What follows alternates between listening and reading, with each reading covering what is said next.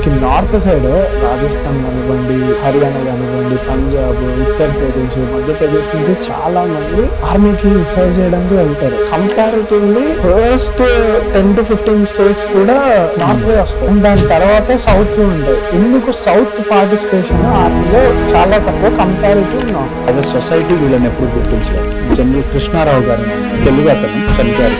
ఆయన పీఠ army staff గా ఉన్నారు. అంటే ఇండియన్ ఆర్మీ మొత్తానికి హెడ్ అయ్యారు.